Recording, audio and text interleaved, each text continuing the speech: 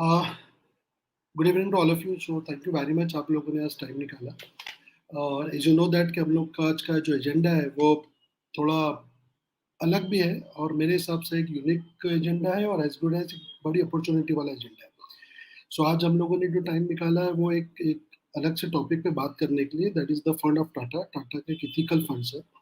Ethical fund के अंदर बहुत बड़ी अपॉर्चुनिटीज भी समझ में आ रही है, और इसको हम लोग काफी लार्ज स्केल पे क्लाइंट तक पहुंचा सकते हैं। So without any wasting of time, ये जो एनएफओ जो सॉरी टाटा का जो फंड इथिकल फंड हम लाए हैं, इसको बारे में डिटेल अगर हम लोगों को प्रोवाइड करने के लिए, तो मुझे नहीं लगता कि टाटा के प्रोडक्ट हेड से अच्छा कोई होगा।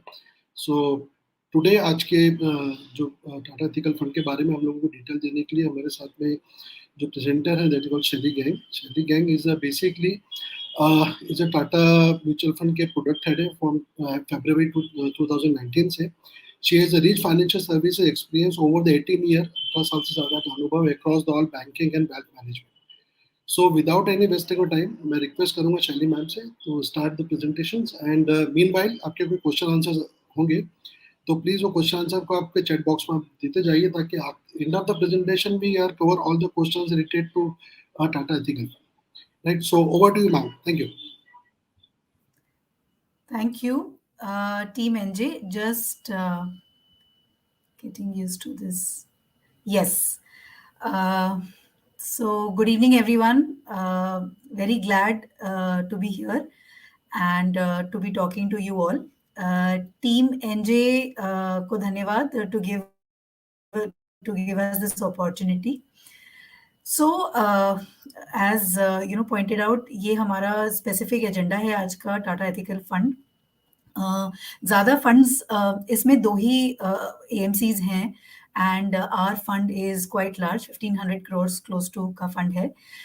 This fund basically is there for a specific reason. मतलब यहाँ जो objective है, कोई भी इन्वेस्टर का जो यहाँ आना चाहता है उसका प्राइमरी ऑब्जेक्टिव होगा of course returns, of course investments, but ये ऑब्जेक्टिव प्राइमरी होगा कि क्या वो पोर्टफोलियो मैनेज किया जा रहा है शारिया प्रिंसिपल्स के हिसाब से।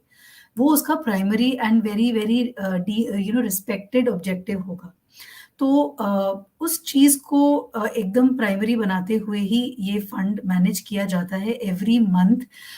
जो हमारी टैक्सेस एडवाइजरी इंस्टीट्यूशन है उनसे हम एंगेज रहते हैं, वो लोग हमें गाइडेंस भेजते हैं, हम उनकी गाइडेंस लेते हुए हमारे जजमेंट करते हुए ये पोर्टफोलियो बनता है। सो वो सबसे प्राइमरी चीज़ है जो आपको हाईलाइट करनी चाहिए अपने क्लाइंट्स को। जो भी क्लाइंट्स स्पेसिफिकली उस कम्युनिटी से हैं और उनके लिए ये ऑब्जेक्टिव बहुत इम्पोर्टेंट है, उनको ये हाईलाइट करना बहुत ज़रूरी है कि ये शारिया प्रिंसिपल्स के बिल्कुल डिसिप्लिन से चलता है, वो बहुत ज़रूरी है बताना। हर एक फंड का जैसे ऑब्जेक्टिव होता है, वैसे ही इस फंड का ऑब्जेक्टिव है कि शारिया प्रिंसिपल्स के हिसाब से उसके ट्रूएस्ट सेंस में वो प्रिंसिपल्स लागू करके, और ऑफ कोर्स पोर्टफोलियो साइड पे तो फंडामेंटल्स कंपनीज के देखने ही है, प्रॉफिटेबिलिटी, प्राइसिंग, वैल्यूएशन करंटली क्या है, वो सारा देखना ही है। TASIS is in existence since 2009, और उनके अगर आप वेबसाइट पे जाएंगे तो काफ़ी माइलस्टोन्स हैं। मैंने कुछ माइलस्टोन्स हाईलाइट करे हैं यहाँ पर। टॉरस और एक और AMC है, और टाटा, ये दो ही AMCs हैं on the mutual fund side जिनके शारिया पोर्टफोलियोज हैं। बट कुछ PMS हाउसेज हैं जिन्होंने टैसिस को अपॉइंट किया है, कुछ इंश्योरेंस कंपनीज हैं जिन्होंने टैसिस को अपॉइंट किया है। टैसिस नॉलेज पार्टनर है NSE और BSE का, दोनों इंडेक्स सर्विसेज जो हैं, इंडेक्स सर्विस प्रोवाइडर्स, वो टैसिस से एडवाइजरी लेते हैं ऑन शारिया principles. So TASIS is a very esteemed partner and a very esteemed institution जो इस ऑब्जेक्टिव पे काम कर रही है। ये जो प्रोफाइल है उनके बोर्ड पे कौन लोग हैं, क्या उनकी प्रोफाइल है, ये आप खुद देख सकते हैं। टैसिस का full form Taqwa advisory and Shariah investment solutions private limited, और ये उनके बोर्ड मेंबर्स के डिटेल्स दिए हुए हैं।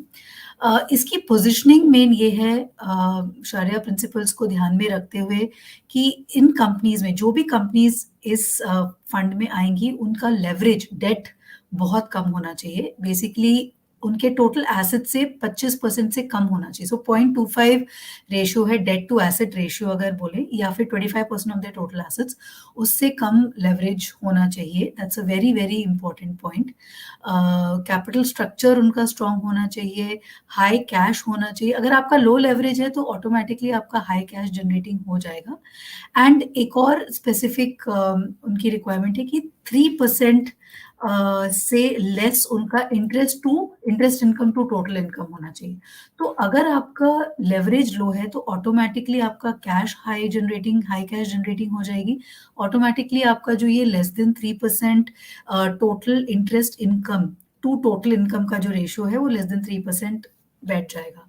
That's very very critical. So the main fulcrum of the sharia principle is low leverage, and that is why अगर आप देखेंगे तो banking and financial services sector से कोई भी स्टॉक क्वालिफाई नहीं करता है इस पोर्टफोलियो में। आई थिंक क्रिसिल, क्योंकि वो एक रेटिंग एजेंसी है, that's the only stock which is there in the portfolio जो हमको लिस्ट आती है। तो एवरी मंथ हम टासिस भी एक पोर्टफोलियो की लिस्ट भेजता है, एक यूनिवर्स की लिस्ट हमें भेजता है, और ऐसा नहीं है कि वो बहुत वॉलेटाइल है।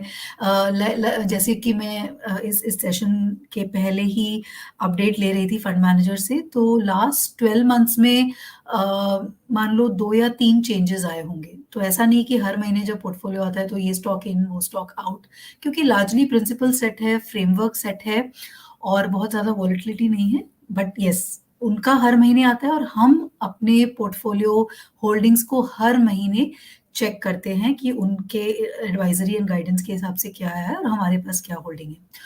एंड रेगुलेशन वाइज अगर हमारा कुछ इन एंड आउट करना है हमें, तो वो विद इन 1 मंथ कर सकते हैं, बट यूजुअली हम विद इन 10 डेज वो चेंज कर देते हैं। फर्स्ट थिंग, चेंजेस ज्यादा नहीं होते हैं। सो फर्स्ट थिंग इज हर महीने डिसिप्लिन तरीके से वो रिकंसाइल किया जाता है टैसेस का पोर्टफोलियो और हमारी होल्डिंग्स।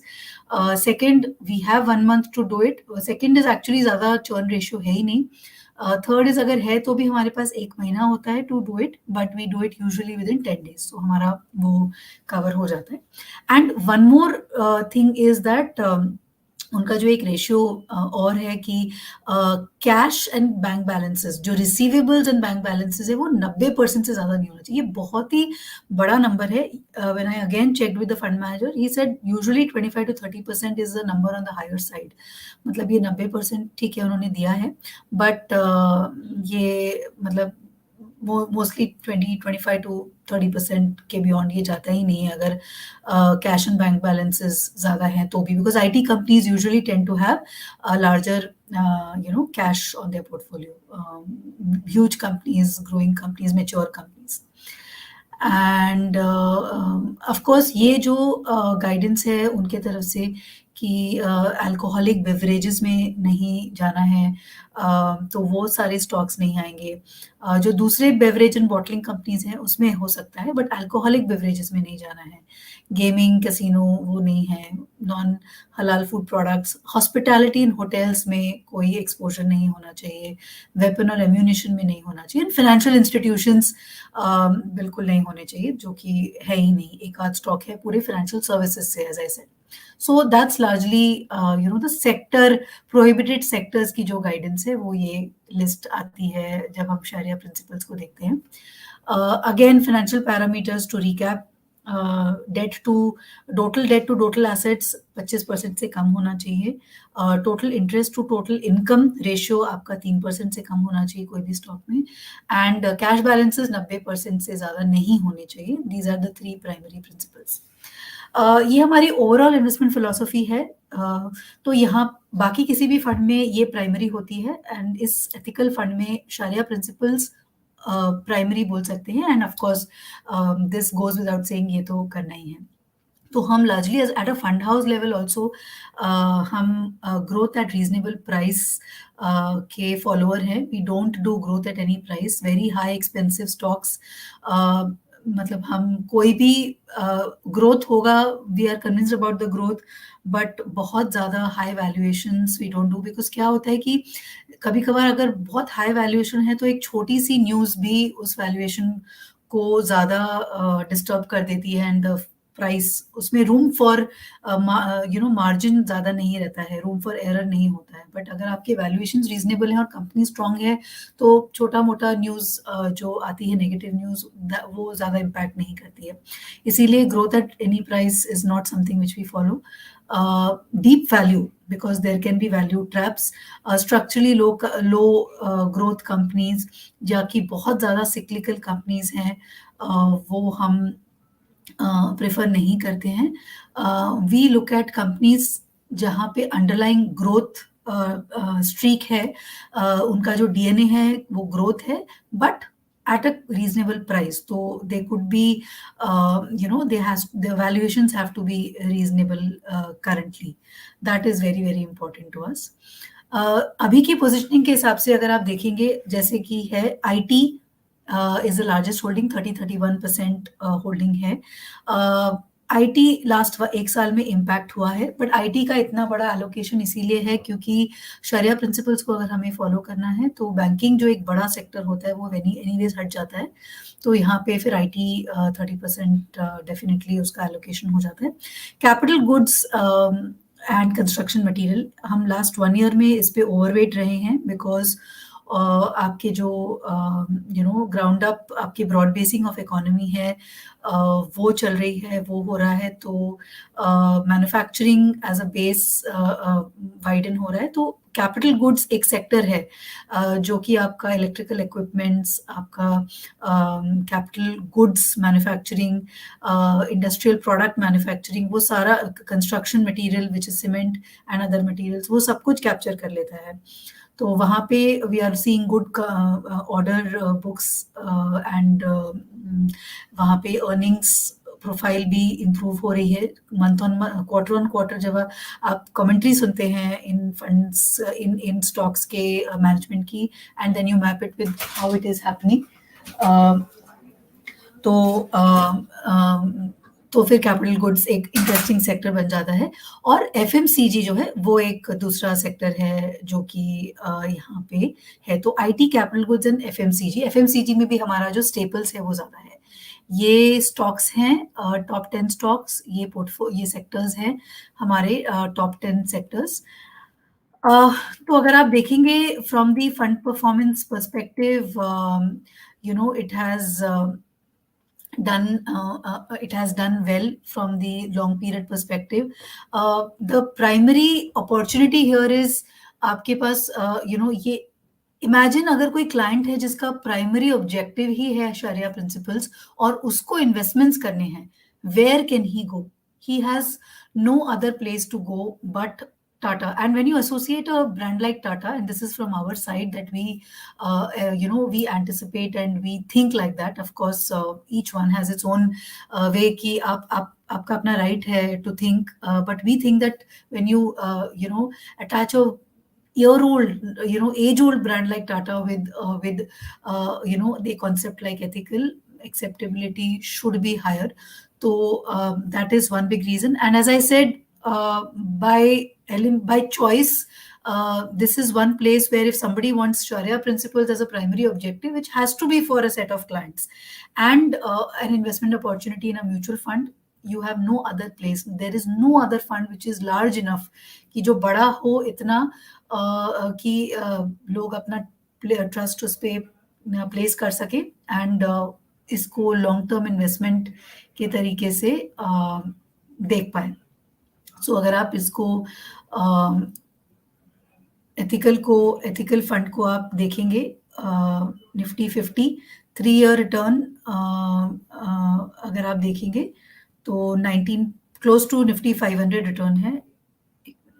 या this is now hiding 5 year में क्लोज टू बेंचमार्क्स है, and since inception also if you see it has done much better than Nifty since inception, which is it's a very old fund, May 96 का fund है, being managed since such a long time. तो इतना trajectory देख के ही, so one is longevity of this fund, second is a brand Tata, and third is the AUM size currently it's large enough. ना ज़्यादा redemptions हैं, trickling monies आते रहते हैं, continuous flow आता रहता है इसमें, and not too much of volatility, and obviously you know it is a very very stable portfolio from that perspective.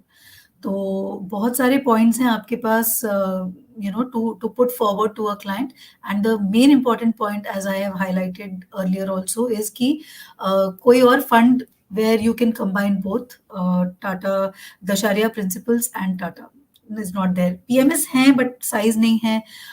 PMS में you have taxation, of course mutual fund portfolio, mutual fund space is much more tax efficient, you know is more tax efficient. And वहाँ पे you have an option like this. Insurance over a period, of course, insurance is more for pure life insurance cover rather than any other investment orientation. But otherwise, and venture capital is for very very large AUMs. It's not for just any client. एक normal investor को अगर you know few lakhs of rupees या few thousands invest करना है, तो ये सारा platforms देखते हुए, सारे आपके type of funds देखते हुए, you know, the investor sitting at the other end has you know has a beautiful choice in Tata Ethical with a decent AUM, with a long track record, and with Sharia principles at the primary as the primary objective. So I think I'll stop here. You know, if you have any questions, I would be happy to take them. And I think one more part जो आप अपने partners को highlight कर सकते हैं, clients को highlight कर सकते हैं, is our engagement with TASIS. You know, that will give them a lot of trust and satisfaction कि हाँ वो principles हैं, but certificate every 6 months upload होता है, एंड एवरी मंथ एंगेजमेंट होता है उस एडवाइजरी इंस्टीट्यूशन से, और उसी के हिसाब से हर महीने पोर्टफोलियो चलता है. So that's a very important point. आपको इस चीज को हाईलाइट करके उनको ये यू नो बिलीफ देना चाहिए कि this is how the engagement pattern is, वो भी बहुत जरूरी है.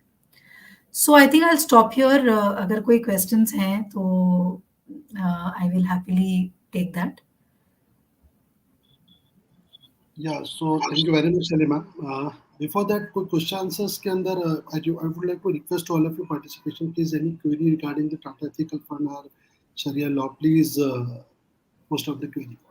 Before that query आ रही मैम, मुझे questions था, मेरा personally एक experience है कि we having one advisor, वो basically जो बोरा community से belong करते हैं, and Bora community is giving the letter, उनको letter दिया कि भाई you are not invested, you are not doing the mutual fund business because this is not as per our Sharia law. So at that time क्या करेगा वो partner को, अगर ऐसा कुछ हो रहा है तो what should your advice कि उसको क्या करना चाहिए?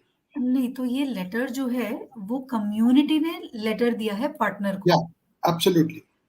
अच्छा, तो आई थिंक बेटर ये होगा कि जो इन्फ्लुएंसर है या डिसीजन मेकर है वहां पे, जहां से भी ये लेटर आ रहा है, मैं पूरा फॉर्मेट अभी नहीं समझ पाई हूँ, बट मुझे समझ में आ रहा है कि कोई सेंट्रल अथॉरिटी से लेटर आ रहा है ये, एंड उस अथॉरिटी को ये जो हाइलाइट्स जो मैंने अभी वापस से रिफ्रेश किए, टासिस, उनका ये जो हाइलाइट्स है उसका आपको उनको कॉन्फिडेंस देना पड़ेगा कि टासिस क्या है, कितने टाइम से टासिस है, टासिस करता क्या है, और टासिस का रोल एक एएमसी के साथ एंगेजमेंट में क्या है.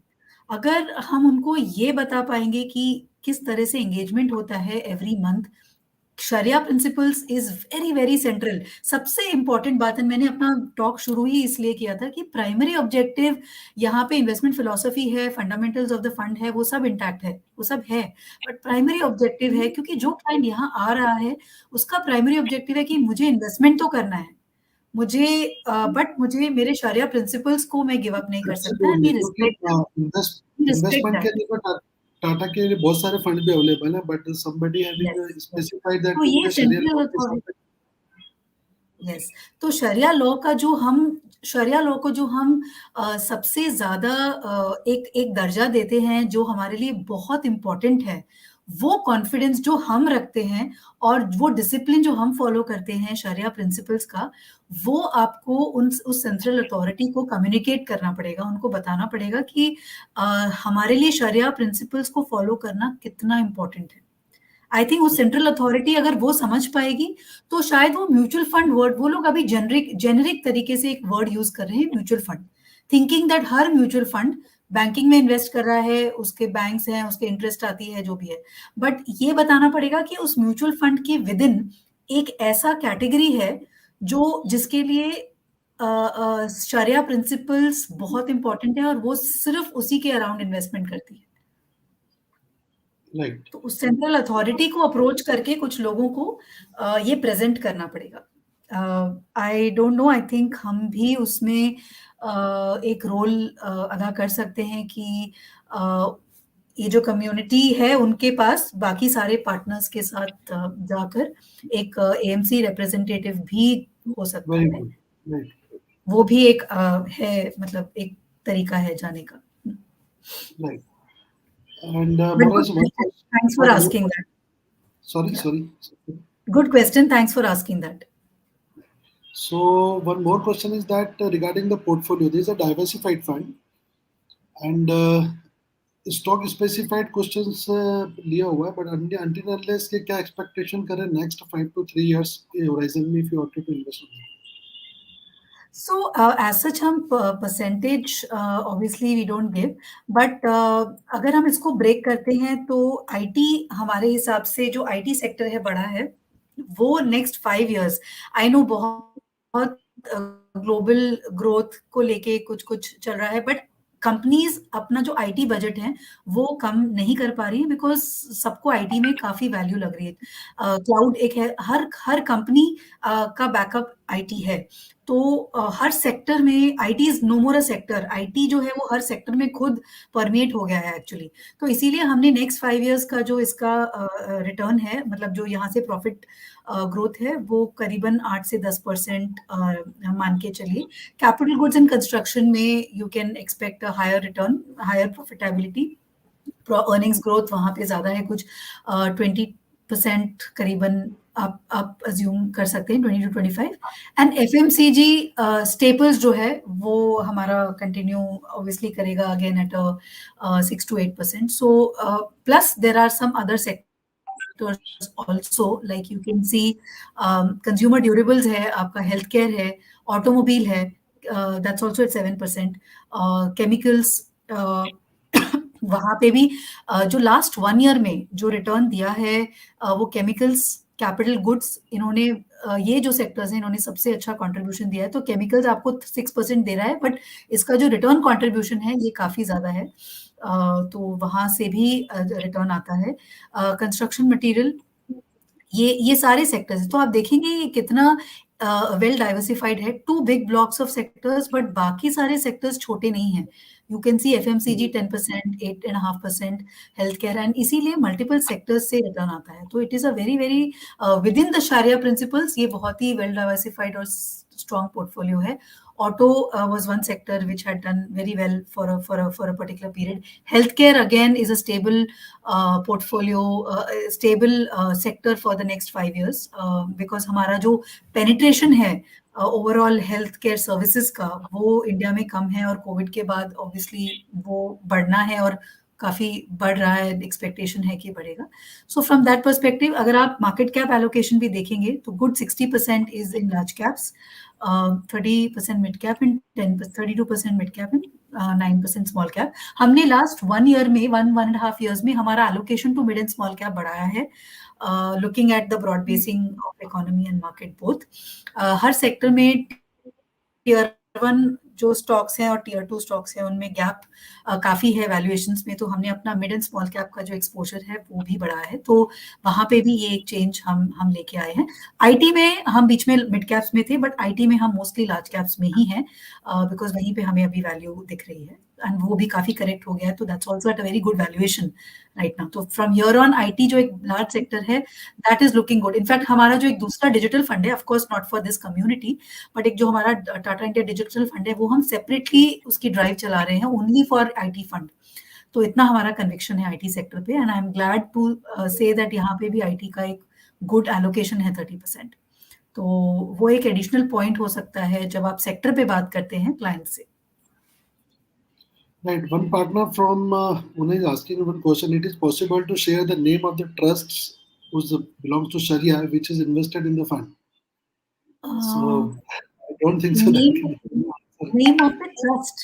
Trust. अच्छा, लिस्ट ऑफ द ट्रस्ट्स जो शरिया प्रिंसिपल्स के हिसाब से जिन्होंने इन्वेस्टमेंट्स किए हैं हमारे फंड में. Right. No. I don't think so that you will possible. No. I think client data is of prime importance. Prime, Absolutely. Just yes. We won't be able to do that. We won't be able to do that. Names of investors into any fund we cannot share. Sorry, but yeah, we will. Yeah. All questions also enough, ma'am. So thank you very much, ma'am, and such a nice presentation and nice explanation regarding the fund and Sharia. So thank you very much, and our pleasure, totally. Thank you. If you have any more questions, आप लिख सकते हैं. Thank you so much, and thank you Team NJ, and thank you esteemed partners of NJ for being here and giving us time. Thank you so much. Right, and thank you very much for all partners for attending this meeting. I hope ये meeting अपने business को grow करने के काम में आएगी. So please अपने जितने भी क्लाइंट्स हैं जो शरिया के अंडर में बिलीव करते हैं या उनके साथ में रहते हैं, तो प्लीज उनको कोऑर्डिनेट कीजिए. और एक बहुत बड़ा अपॉर्चुनिटी है जो हम क्लाइंट्स को एक एथिकल टाटा एथिकल फंड के बारे में अपने एक यूनिक कंसेप्ट के हिसाब से बता सकते हैं. So best of luck. Thank you very much, and thanks you very much for Tata MC and शरिया. Thank you.